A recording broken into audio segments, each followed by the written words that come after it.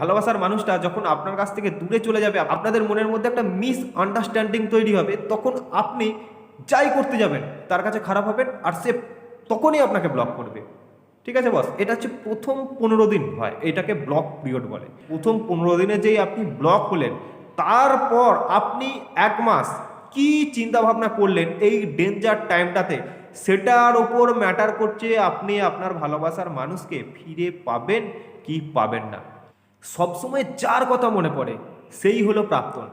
আজকে আপনার সাথে তার যোগাযোগ নেই, আপনি নো কন্ট্যাক্টে আছেন, তার শূন্যতা আপনি বুঝতে পারছেন, তার স্মৃতিগুলো সেই জন্য আপনার মাথার মধ্যে সবসময় আসছে। আজকে যদি আপনাদের মধ্যে সম্পর্ক ভালো থাকতো, অবশ্যই এত চিন্তা আসতো না, তখন দুজনের মধ্যে যে দায়িত্বটা সেটা মাথায় থাকতো বা সেটা মাথায় আসতো। সেই ভালোবাসার মানুষটা জবে থেকে আপনার সাথে নো কন্ট্যাক্ট তৈরি করেছে, তখন আপনার মাথার মধ্যে যেই 4টে কোশ্চেন আসে, সেটা কি জানেন তো? প্রথমে হচ্ছে ফেরাবো কিভাবে, দ্বিতীয় চিন্তাভাবনা যেটা আসে আপনার মাথার মধ্যে সেটা হচ্ছে সে কি করছে, বিভিন্ন সোশ্যাল মিডিয়া থেকে তাকে স্টক করেন, তাকে দেখেন, তাই তো বাস। আর 3 নাম্বার হচ্ছে সে কারোর সাথে চলে গেল না তো, সে কারোর সাথে কোনো রিলেশনে যুক্ত হয়ে গেল না তো। আর সব থেকে যাদের গভীর ভালোবাসা ছিল, যাদের অনেক ডিপ ইমোশন একসাথে যুক্ত ছিল, তারা 4 নাম্বার ভাবনা চিন্তাটা প্রথমেই করে, সেটা হচ্ছে সেও কি আমাকে নিয়ে ভাবনা চিন্তা করে। এই 4টে চিন্তা ভাবনা কিন্তু সেই মানুষটার সাথে যখন আপনার নো কন্ট্যাক্ট তৈরি হয়ে যাবে, তখন কিন্তু আপনার মাথার মধ্যে আসবেই বস।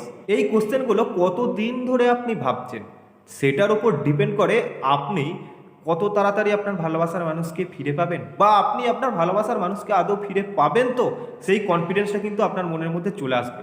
অবশ্যই আপনি জানুন এই কোশ্চেনগুলো আপনি কদিন ধরে ভাবছেন। দেখুন, এটাকে আমি 4টে স্টেপে ভাগ করেছি। প্রথম পিরিয়ডটা হচ্ছে ব্লক পিরিয়ড। এই প্রথম পিরিয়ডে ভালোবাসার মানুষটা যখন আপনার কাছ থেকে দূরে চলে যাবে, আপনাদের মনের মধ্যে একটা মিস আন্ডারস্ট্যান্ডিং তৈরি হবে, তখন আপনি যাই করতে যাবেন তার কাছে খারাপ হবেন, আর সে তখনই আপনাকে ব্লক করবে। ঠিক আছে বস, এটা হচ্ছে প্রথম 15 দিন হয়, এটাকে ব্লক পিরিয়ড বলে। আর দ্বিতীয় যেটা হচ্ছে সেটা হচ্ছে ডেঞ্জার টাইম, সেটা হচ্ছে ব্রেকআপ হওয়ার 45 দিন পর পর্যন্ত। এই টাইমটা কিন্তু খুব ডেঞ্জারাস, মানে প্রথম 15 দিনে যেই আপনি ব্লক হলেন, তারপর আপনি 1 মাস কি চিন্তা ভাবনা করলেন এই ডেঞ্জার টাইমটাতে, সেটার ওপর ম্যাটার করছে আপনি আপনার ভালোবাসার মানুষকে ফিরে পাবেন কি পাবেন না।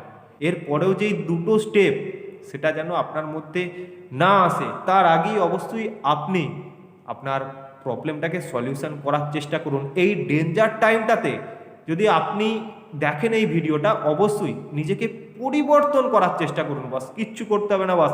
এই ডেঞ্জার টাইমটাতে প্রত্যেক দাদা দিদি প্রত্যেক ভিডিওতে তাদের যেই বক্তব্য, আমারও একই বক্তব্য বস। এই ডেঞ্জার পিরিয়ডটাতে আপনি যেই প্রথমে 15 দিন ব্লক হলেন, চেষ্টা করে ব্লক হলেন, এই ডেঞ্জার পিরিয়ডটাতে সেটা আপনাকে রিভার্স সাইকোলজি অ্যাপ্লাই করতে হবে, আপনাকে সাইলেন্ট থাকতে হবে, আপনাকে আর কোনো কিছু করার প্রয়োজন নেই।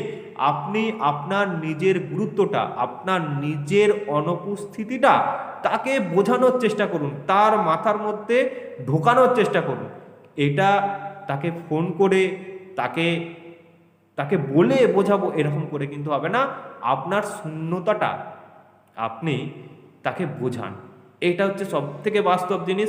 এরপরে 3 নাম্বার স্টেপ যেটা হচ্ছে সেটা হচ্ছে ম্যানিফেস্ট টাইম, আর 4 নাম্বার সেটা হচ্ছে কন্ট্যাক্ট টাইম। আশা করি আপনি এই ডেঞ্জার টাইমটাতেই নিজেকে কন্ট্রোল করে নিন, নিজেকে ঠিক রাখার চেষ্টা করুন।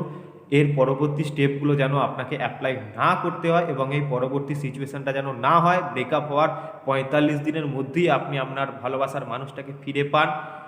বিভিন্ন মানুষের বিভিন্ন রকম সমস্যার মধ্যে আপনারা ফেঁসে আছেন, কে কোন সিচুয়েশনে ভিডিও দেখছেন আমি কিন্তু বুঝতে পারছি না। আপনারা আপনাদের সমস্যা অবশ্যই কমেন্টের মাধ্যমে আমাকে জানাতে পারেন, আমি অবশ্যই আপনাকে সঠিক গাইডেন্স করব।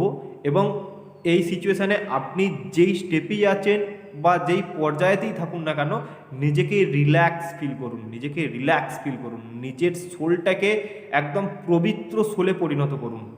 আমি বলছি, নিজেকে যদি আপনি প্রপার সেলফ লাভের মাধ্যমে নিজের সোলটাকে ঠিক রাখতে পারেন, যদি, অবশ্যই আপনি অনেক কিছু অ্যাচিভমেন্ট করবেন। এই ভালোবাসার মানুষকে তো ফেরাতেই পারবেন, তার সাথেও অনেক কিছু অ্যাচিভমেন্ট করবেন। ভালো থাকুন, সুস্থ থাকুন, ইউনিভার্সের সাথে কানেক্টেড থাকুন। পরবর্তী যেই দুটো স্টেপ অবশ্যই আপনারা কমেন্ট করুন, পরবর্তী স্টেপটাও আমি আনবো। এর পরের স্টেপগুলো করার জন্য কি করতে হবে অবশ্যই আমি ভিডিওর আকারে আনবো। আপনারা এই সিচুয়েশানে নিজেদেরকে একটু হ্যাপি রাখার চেষ্টা করুন। নমস্কার।